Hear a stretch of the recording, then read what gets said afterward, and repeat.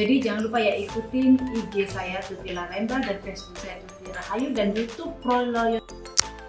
Ya, assalamualaikum warahmatullahi wabarakatuh. Selamat siang untuk teman-teman yang sedang menyaksikan live atau video siaran dari pengacara Tuti Laremba SHN Partner langsung dari Ketampon, Ruko Permata Bintaro, Jalan Ketampon, Kavling 9798 Surabaya. Untuk teman-teman yang sedang menyaksikan video ini atau video live kali ini, hari ini kita akan membahas soal pendidikan ya, terkhusus pendidikan yang ada di Indonesia ya Bu. Lebih seperti itu.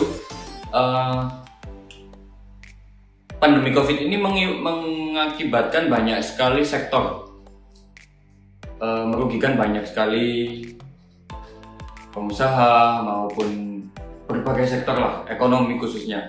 Dan salah satu yang terdampak adalah sektor pendidikan, terlebih di Indonesia. Salah satu sektor yang terdampak itu pendidikan, akhirnya yang semula offline bertatap muka, akhirnya sekarang daring, dan mengakibatkan beberapa polemik. Maksudnya polemik di sini adalah beberapa masalah. Salah satunya mungkin dari daring ini siswa tidak bisa menangkap pelajaran dengan baik. Yang kedua, susahnya sinyal apalagi yang di pedalaman. Yang ketiga, belum tentu terserap atau belum tentu proses belajar mengajar itu berlangsung dengan baik. Itu dari skup paling kecil ya, apalagi di pendidikan, contohnya itu di pendidikan SD, SMP, apalagi di pendidikan tinggi seperti mahasiswa gitu. Artinya kan mahasiswa ini yang sudah terkonsentrasi di bidang apa, artinya malah semakin pecah sekarang. Mungkin begitu sebagai praktisi ini ya, perspektifnya dari segi hukum atau dari perspektifnya Tuti sendiri nih menanggapi kasus tersebut atau hal tersebut itu seperti apa? Terima kasih. Assalamualaikum warahmatullahi wabarakatuh. Salam sejahtera bagi kita semuanya. Om Swastiastu. Namo Buddhaya. Terima kasih khususnya para netizen, teman-teman, saudara saya semuanya. Memang setiap hari kami melakukan satu live ya, baik edukasi hukum, baik kegiatan kami semuanya.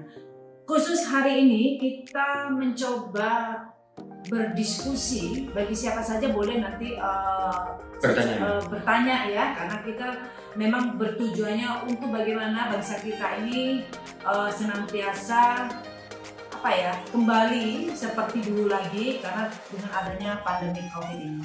Kali ini kita membahas terkait pendidikan. Memang di sini banyak sekali hal-hal yang sangat mendasar ya terkait kebijakan. Karena apapun kebijakan tetap harus dilaksanakan tentunya, karena bertujuan daripada pemerintah bagaimana mengakomodir supaya pendidikan tidak berhenti walau di saat pandemi COVID. Akan tetapi terhadap polemik terhadap pendidikan tersebut ya, khususnya kebijakan daripada Menteri Pendidikan ini yang memang sedikit agak kontroversial. Dikarenakan mungkin maksud daripada Menteri Pendidikan ini sangat baik, bagaimana caranya proses belajar itu tetap terlaksana walaupun dalam kondisi pandemi. Namun ini harus dilihat. Kalau tidak salah Menteri Pendidikan sekarang ini kan masih muda, istilahnya milenial. Memang cukup bagus dalam hal beliau menghadapi kebijakan karena di zaman yang media sosial yang sudah memang canggih, memanfaatkan dengan model daring. Bagus-bagus saja, akan tetapi harus dilihat dampak daripada daring tersebut. Ada beberapa komponen yang mungkin ini harus belum sampai menyeluruh, khususnya Menteri Pendidikan dalam hal satu kebijakan. Contoh bahwa dengan daring ini memang cukup sangat efektif supaya tidak ada suatu kerumunan ya, dan sehingga tidak menjadikan suatu COVID ini menyebar luas.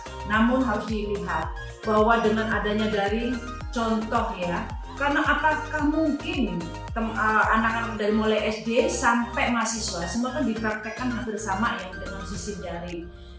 Kita bayangkan kalau dengan model sistem daring ini ya, karena apa? Dengan tatap muka saja, apakah murid-murid ini bisa menangkap dengan 100% kan belum tentu juga, apalagi dengan model daring. Ini yang harus dilihat. Karena satu, di negara kita ini walaupun sudah dengan sosial media atau teknologi canggih, tapi kan belum bisa di SDM-nya mampu mengimbangkan daripada sistem teknologi tersebut. Kedua, terhadap adanya suatu daring, ya, ini harus dilihat bahwa banyak komponen-komponen atau perangkat-perangkat yang harus disiapkan. Salah satu contoh, harus menggunakan laptop atau HP yang sudah canggih. Ya, ini memang membutuhkan suatu pemikiran bagi orang tua. Mungkin bisa jadi kalau orang tuanya mampu tidak ada masalah. Bagaimana kalau orang tua tersebut daripada siswa-siswa ini kan masih banyak di Indonesia ini, hampir rata-rata tidak semuanya orang kaya, masih ada di bawah standar. Ini yang belum bisa dipikirkan mungkin dari Bapak Menteri Pendidikan kita. Dan yang kedua, bukan hanya perangkat komputer atau HP, tetapi kan semua itu komponen harus dipersiapkan. Salah satu contoh, harus menggunakan juga paket.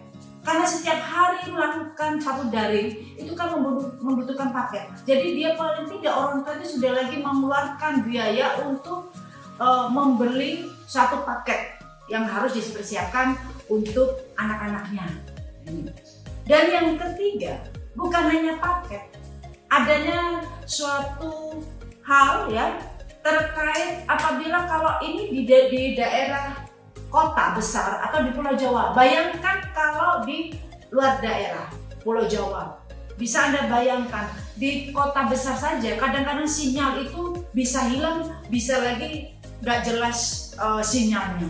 Bagaimana kalau di pedalaman atau di pelosok-pelosok?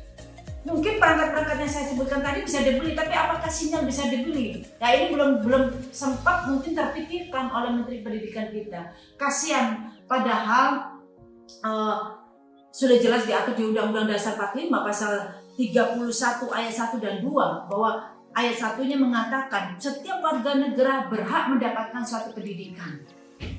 Kedua, ayat 2-nya bahwa setiap warga negara wajib mengikuti satu pendidikan dasar dan pemerintah wajib membiayai. Dalam hal ini pemerintah sudah membiayai terhadap adanya semuanya sekarang tidak ada yang tidak sekolah ya. Hampir semuanya sudah berpendidikan. Akan tetapi karena di masa pandemi ini mungkin kebijakan tersebut tidak dipikirkan terlalu secara menyeluruh. Hanya melihat dari sisi karena tinggal di Pulau Jawa. Bayangkan kalau di daerah. Dan harus diingat, perangkat-perangkat yang saya sebutkan tadi ini kan membutuhkan biaya. Bagaimana kalau orang yang sudah keadaannya itu di bawah standar, untuk hidup saja dia susah, untuk mencari makan dia sulit. Bagaimana dengan perangkat yang komputer dia harus beli, ataukah HP dia harus beli, belum lagi ditambah paket setiap bulan. Sedangkan di masa pandemi ini kan tidak ada yang bisa tahu waktunya jangka berapa bulan. Sedangkan ini sudah hampir berjalan 7 bulan lebih. Ya, harus diingat bukan hanya perangkat yang saya sebutkan dengan biaya-biaya tadi, dan SPP tetap membayar. Ini kan satu pembebanan yang luar biasa kepada masyarakat tentunya di dunia pendidikan. Padahal kita tahu di masa pandemi ini banyak orang yang sekarang kesulitan karena apa? Tidak boleh aktivitas itu seperti waktu dulu dibatasi. Bagaimana mencari nafkah? Dan harus diingat juga, mungkin kalau anaknya masih 1, 2, bayangkan kalau punya anak 5, apakah satu HP atau satu komponen itu bisa dipakai 5 orang? Kan tidak bisa. Dan kadang-kadang kan setiap jamnya itu hampir bersamaan. Ini yang kadang-kadang tidak dipikirkan oleh khususnya Bapak Menteri kita. Ya, saya salut dengan Bapak Menteri yang mempunyai ide yang cemerlang karena dia adalah seorang milenial. Tapi harus diingat Pak, Bapak Menteri yang terhormat, ya. Karena apa? Bapak belum pernah lihat itu di daerah-daerah, kadang-kadang belum ada lampu Pak, ya. Bahkan di Sulawesi, di Sumatera, bahkan mungkin di Kalimantan juga banyak orang itu belum ada namanya lampu. Bagaimana apalagi lampu sinyal, namanya HP, jangan harap Pak. Sedangkan di sana itu juga ada penduduknya, bahkan keluarga itu pasti punya anak. Ya, ini yang nggak dipikirkan oleh Bapak Menteri kita. Jangan melihat dari skup di Pulau Jawa saja. Masih Indonesia itu kan bukan hanya di Pulau Jawa, di seluruhnya Pak. Ini kadang-kadang membuat permasalahan ya bagi orang tua terhadap pendidikan ini. Kita acungin apresiasi lah terhadap adanya kebijakan itu dalam kondisi pandemik ini bagaimana pendidikan bisa jalan, tetapi ini menjadi polemik, Pak. Karena apa yang saya sebutkan tadi itu sangat luar biasa membebankan kepada orang tua.